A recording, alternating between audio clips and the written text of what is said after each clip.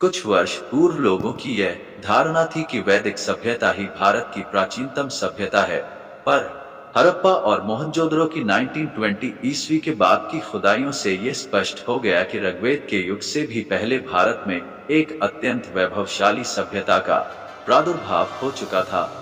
सर्वप्रथम हड़प्पा की खुदाई से जिस संस्कृति का पता चला, वह हड़प्पा संस्कृति मलाई मोहनजोदड़ो भी इसी संस्कृति का अंग था। इसका मुख्य क्षेत्र या सिंधु पाटी का मैदान, अतः इसे सिंधु घाटी की सभ्यता या संघ सभ्यता भी कहा जाता है। इस सभ्यता के अस्तित्व के बारे में 20वीं शताब्दी के तीसरे दशक में पता लगा। 1922 में राखालदास बनर्जी और दयाराम साहनी ने पंजाब के मानकमरी जिले के हरिया गांव में एक बौद्ध स्तूप के उत्खनन के सिलसिले में वहां के टीले को खुदाई शुरू की। उसी के नीचे से निकली हमारे देश की प्राचीन सभ्यता की जीती जागती कहानी। हड़प्पा से लगभग 500 किलोमीटर दूर सिंह में मोहनजोदड़ो नामक एक स्थान था। मोहन अर्थ है पुकर टोला। यहाँ के टोले की खुदाई करने पर ही हमारे देश के प्राचीन इतिहास के बारे में बहुत कुछ जानकारी प्राप्त हुई। हड़प्पा और मोहनजोदड़ो की खुदाई ने भारत के इतिहास के आरंभ को कम से कम 1000 वर्ष पीछे कर दिया। ये दोनों स्थान अब पाकिस्तान में हैं। इन स्थानों की खुदाई से प्राप्त विभिन्न भवनों, नगारों, मोहरों, मिट्टी के खिलौनों तथा धातु की मूर्तियों के अवशेषों से सिंधु घाटी सभ्यता की काफी जानकारी मिलती है। इसके बाद रोपर, कालीबंगा, लोपल तथा बनावली में ऐसे अनेक स्थानों का पता चला। इन सभी स्थानों को खुदाई में प्राप्त वस्तुओं से ये पता चलता है कि आज से हजारों वर्ष पहले भारत में एक उन्नत सभ्यता का विकास हुआ था। इससे लोगों की यह धारणा भी गलत सिद्ध हुई कि वैदिक सभ्यता हो भारत की प्राचीनतम सभ्यता है। किसी भी अन्य तत्कालीन सभ्यता की अपेक्षा हड़प्पा सभ्यता का विस्तार अधिक बड़े क्षेत्र में था। सभ्यता के हिस्सान सिंध, पंजाब, हरियाणा, गुजरात, राजस्थान तथा पश्चिमी उत्तर प्रदेश में मिले हैं। इससे हम इस निष्कर्ष पर कि यह सभ्यता उत्तर में पंजाब के रोपड़ जिले से दक्षिण में नर्मदा घाटी तक तथा पश्चिम में बलूचिस्तान से मन तक और उत्तर पश्चिम में मेरठ तक फैली थी। सिंधु घाटी सभ्यता के काल निर्धारण में इतिहासकारों में बड़ा मतभेद है। पुरातत्ववेत्ताओं का अनुमान है कि इस सभ्यता का विकास लगभग 5000 वर्ष पहले हुआ था, पर सभी उपलब्ध प्रमाणों के आधार पर इतना कहा जा सकता है कि यह सभ्यता 2500 ईस्वी पूर्व के लगभग विकसित हुई थी। सिंधु घाटी सभ्यता के निर्माता। सिंधु घाटी सभ्यता के निर्माताओं के संबंध में विद्वानों में मतभेद है। कालर्ड के इस सभ्यता के निर्माता सुमेरियन थे। राखालदास बनर्जी के अनुसार इस सभ्यता के निर्माता द्रविड़ थे। ऐसा भी कहा जाता है कि बलूचिस्तान और राजस्थान में जो प्रारंभिक कृषि प्रधान समुदाय रहते थे, उन्हीं से यह सभ्यता विकसित हुई होगी। कुछ अन्य विद्वानों के अनुसार मेसोपोटामिया तथा अन्य पश्चिमी एशियाई सभ्यताओं के संपर्क एवं प्रभाव से इस सभ्यता का विकास हुआ।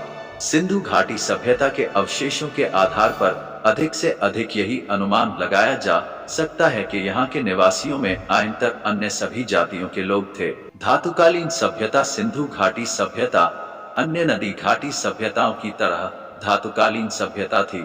ये प्रधानतः कांस्यकालीन सभ्यता थी और इसमें कांस्यकाल की चरमोन्नति हुई थी। धातुकालीन सभ्यता। सिंधु घाटी सभ्यता अन्य नदी घाटी सभ्यताओं की तरह धातुकालीन सभ्यता थी। ये प्रधानतः कांस्यकालीन सभ्यता थी और इसमें कांस्यकाल की चरमोन्नति हुई थी। नगर सभ्यता। ये एक उच्च कोटि की नगर सभ्यता थी। नगर सभ्यता इसलिए थी कि यहाँ सुनियोजित ढंग से नगरों का निर्माण किया गया था और उद्योग धंधों का पर्याप्त विकास हुआ था। शांति प्रधान सभ्यता। सिंधु घाटी की सभ्यता शांति प्रधान सभ्यता थी। नगर निर्माण योजना। सिंधु घाटी सभ्यता की नगर निर्माण योजना बहुत ही उच्च कोटि की थी। इसके सभी मुख्य नगर हड़िया, मोहनजोदड़ो और कालीबंगा व्यवस्थित रूप से बसाए गए थे। सड़कें सीधी और चौड़ी थी। मोहनजोदड़ो की मुख्य सड़क 400 मीटर लंबी और 10 मीटर चौड़ी थी। सारे शहर में नालियों का जाल बिछा था जिनसे लेकर गंदा पानी बाहर निकल जाता था। नालियों की ईंटों की बनी होती थी। कूड़ा करकट घर के बाहर सड़कों के किनारे रखे हुए मिट्टी के बड़े बर्तनों या इसके लिए बनाए गए हौज में फेंका जाता था।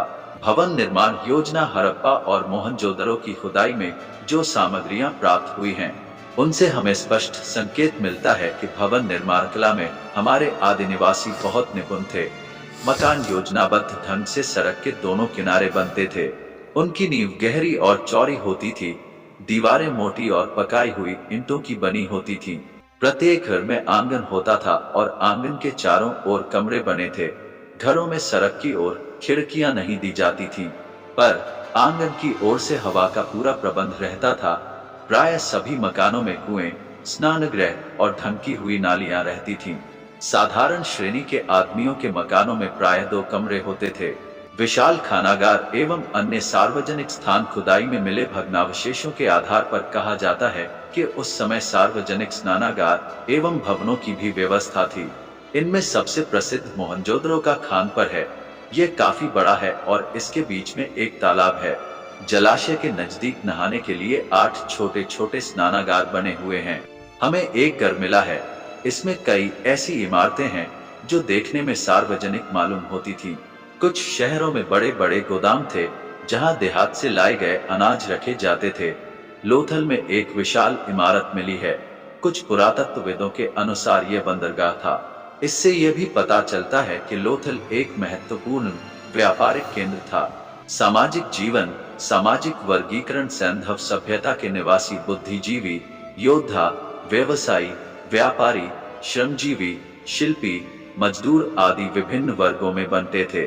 बुद्धिजीवी वर्ग में पुरोहित, चिकित्सक, ज्योतिषी आदि थे। योद्धा वर्ग क्षत्रियों की तरह एक वर्ग था जिसका काम वहां के निवासियों की रक्षा करना था। वस्त्र, हड़प्पा संस्कृति के लोग सामान्यतः सूती कपड़े पहनते थे। जाड़े में वे ऊनी वस्त्रों का व्यवहार करते थे। उनके कपड़े सिले हुए रहते थे। गर्मी में वे धोती, कुर्ता, शाल आदि का प्रयोग करते थे। स्त्रियां घाघरा तथा चोली पहनती थीं। भोजन जौ, गेहूं, चावल, खजूर, मांस, सब्जी, फल आदि प्रमुख खाद्य पदार्थ थे। भोजन के लिए संभवतः मछलियां भी पकड़ी जाती थीं। आभूषण, सिंधु घाटी सभ्यता के निवासियों में आभूषणों का काफी प्रचलन था। आभूषण सोने, चांदी तथा हाथीदांत के होते थे, पर इनका प्रयोग धनी वर्ग के लोग ही करते थे। गरीब तांबे के आभूषण पहनते थे। पुरुष मुख्यतः अंगूठी और नेकलेस पहनते थे। स्त्रियां ईयररिंग, नेकलेस, अंगूठी, ब्रेसलेट, चूड़ियां आदि पहनती थीं। हार, भुजबंद, कंगन, मुद्रिका आदि का उपयोग स्त्री पुरुष समान रूप से करते थे। मोहरे, मिट्टी, पत्थर, धातु तथा हाथीदांत की अनेक मेहरें मिली हैं। इन पर भिन्न भिन्न पशुओं के चित्र अंकित हैं। खिलौना, मिट्टी के अनेक प्रकार के खिलौने मिले हैं। बहुत सी चिड़िया है जिनकी टांगे डंडे जैसी लंबी है। कुछ मनुष्य की मूर्तियां ऐसी बनी हैं जिनकी भुजाओं को घुमाया जा सकता है। मिट्टी के बने कुछ ऐसे सार की मूर्तियां मिली हैं जो सिर हिला सकती हैं। अनगिनत गाड़ियां मिली हैं जिनमें पहिए लगे हुए हैं। इन सबसे स्पष्ट है कि उस समय के लोग बच्चों के लिए खिलौने बनाने में दक्ष थे।